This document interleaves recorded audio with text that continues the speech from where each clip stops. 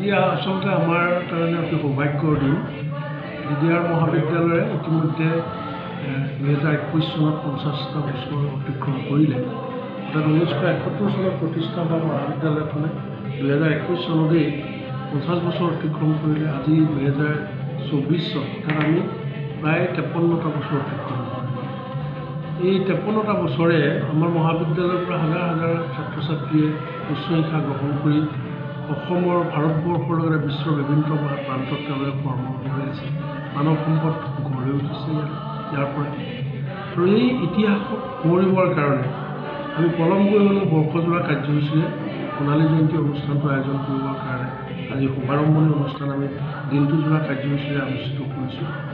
মহাবিদ্যালয়ৰ পৰিয়াল, প্ৰাক্তন ছাত্ৰ ছাত্ৰী, আমাৰ এই অনুষ্ঠানটোৰ হৃদয় ৰাইজ, চাবুৱাবাসী ৰাইজৰ প্ৰচেষ্টাত আজি এই কাৰ্যসূচী আমি অনুষ্ঠিত কৰিছোঁ। আমি আমাৰ আজি এই অনুষ্ঠানটো ইতিমধ্যে 50খন পতাকা উত্তোলন, মহাবিদ্যালয়ৰ পতাকা উত্তোলন আমি ইতিমধ্যে সমাপন কৰিছোঁ। শ্বহীদ তৰ্পণ, স্মৃতি তৰ্পণ, এটা সুন্দৰ সাংস্কৃতিক শোভাযাত্ৰা আৰু এটা আধাৰশিলা, আমি সোণালী জয়ন্তী স্মাৰক ভৱনৰ আধাৰশিলা আমি ইতিমধ্যে সম্পাদন কৰিছোঁ। অলপ সময়ৰ পাছতে আমি মুকলি সভা আয়োজন কৰোঁ আৰু তাতে আমি ন পুৰণি সকলো একত্ৰিত হৈ, চাবুৱাবাসী ৰাইজ একত্ৰিত হৈ, বৰ্তমানৰ আমি পৰিয়াল একত্ৰিত হৈ আলোচনা বিলোচনাত আমি অংশগ্ৰহণ কৰিম। আজি মুকলি সভালৈ আমি মুখ্য অতিথি হিচাপে আমন্ত্ৰণ জনাইছোঁ অতি সাধনী ৰাজ্যিক বিশ্ববিদ্যালয়ৰ সন্মানীয় উপাচাৰ্য ডক্টৰ জ্যোতিপ্ৰসাদ শইকীয়া ডাঙৰীয়া। তেওঁ আহি আমাৰ মাজত খন্তেক সময়ৰ পাছতে উপস্থিত হ'ব। গতিকে আজিৰ পৰা আমি সোণালী জয়ন্তীৰ কাম কাজ আৰম্ভ কৰিছোঁ।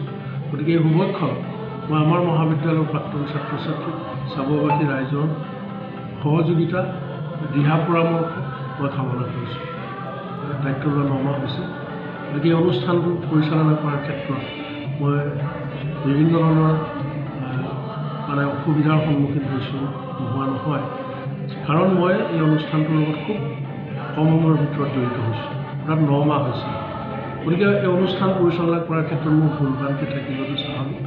এইখিনি যাতে ৰাইজে ক্ষমাক মোক কৰি দিয়ে নতুন বুলি তাৰে অনুৰোধ জনাই মোৰ আজিৰ যিটো অনুভৱ, সেই অনুভৱটো মই ব্যক্ত কৰিছোঁ। আৰু মই ব্যক্তিগতভাৱে মহাবিদ্যালয়ৰ কৰ্তৃপক্ষ হিচাপে আজিৰ দিনটোত প্ৰাক্তন ছাত্ৰ ছাত্ৰী, আমাৰ মাননীয় বিধায়ক, তেখেত আমাৰ প্ৰাক্তন ছাত্ৰ, উদযাপন সমিতিৰ সভাপতি, তেখেত আমাৰ মাজত আছেই।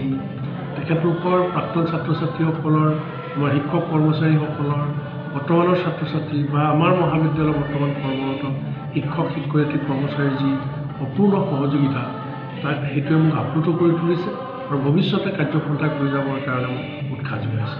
এইখিনি 1971 চনত চাবুৱাৰ সমাজ জীৱনৰ প্ৰধান ব্যক্তিয়ে, বিজ্ঞানগৰাকী, সমাজজন লোকে চাবুৱাত এখন মহাবিদ্যালয়ৰ সপোন দেখিছিল আৰু মহাবিদ্যালয় প্ৰতিষ্ঠা কৰিছিল। তাৰ কিছুদিনৰ পিছত চাবুৱাৰ বিখ্যাত চাহ খেতিয়ক দাতা পৰিয়াল নন্দলাল আগৰৱালাৰ বিশ্বলাল আগৰৱালাই তেওঁলোকৰ মাতৃৰ নামত চাবুৱাত প্ৰথমবাৰৰ কাৰণে এখন মহাবিদ্যালয় প্ৰতিষ্ঠা কৰিছিল, দাসাদেৱীৰ ৰাষ্ট্ৰীয় উচ্চ মহাবিদ্যালয়। দাসাদেৱীৰ ৰাষ্ট্ৰীয় উচ্চ মহাবিদ্যালয় আমাৰ আৱেগ। এই অনুষ্ঠানটোৰ প্ৰতি আমাৰ অপাৰ মোহ চেনেহ আছে। বিগত সময়ত এই শিক্ষানুষ্ঠানৰ পৰা যিসকল ছাত্ৰ ছাত্ৰী ওলাই গৈছে, দেশে বিদেশে প্ৰতিষ্ঠা লাভ কৰি আছে আৰু চাবুৱাৰ সমাজ জীৱনক সমৃদ্ধ কৰিছে।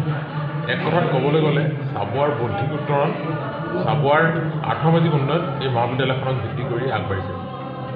ব্ৰিটিছে ইয়াত চাহ বাগিচা স্থাপন কৰিছিল, উদ্যোগীকৰণ আৰম্ভ হৈছিল, তাৰপিছত উন্নয়ন স্থবিৰ হৈ পৰিলে।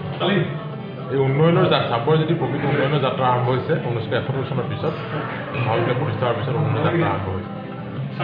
এতিয়া এই সময়ত মহাবিদ্যালয়খন 3টা বিভাগ আছে, কলা, বাণিজ্য আৰু ছায়েন্স। এই গোটেই 3টা ষ্ট্ৰীমৰ জৰিয়তে মহাবিদ্যালয়খন খুব সুন্দৰভাৱে আগবাঢ়িছে। এটা বিদ্যায়তনিক, এটা বৌদ্ধিক বাতাবৰণ এই অঞ্চলটোত এই শিক্ষানুষ্ঠানখনে যোৱা সময়ত অব্যাহত ৰাখিছে। বৰ্তমান DDR মহাবিদ্যালয়ৰ অধ্যক্ষ ডক্টৰ প্ৰদীপ বৰা ডাঙৰীয়া কিছুদিন আগত ইয়াত যোগদান কৰিছে আৰু প্ৰদীপ বৰাৰ নেতৃত্বত বিদ্যায়তনিক যাত্ৰা, চাবুৱাৰ শৈক্ষিক যাত্ৰা আৰু ইয়াৰ সকলো ধৰণৰ আৰ্থসামাজিক বিকাশৰ কাৰণে বিভিন্ন উন্নয়নমূলক আঁচনি গ্ৰহণ কৰিছে, উদ্যোগ গ্ৰহণ কৰিছে।